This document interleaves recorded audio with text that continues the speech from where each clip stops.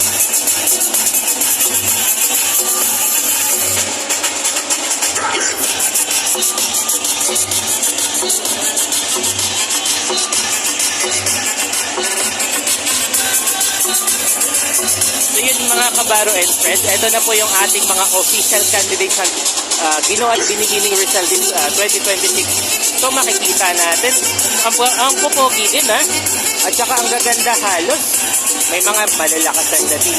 So yun mga kabaro and friends, masaya na tayo muli. Ay, nabuhay ba ang inyong mga dugo?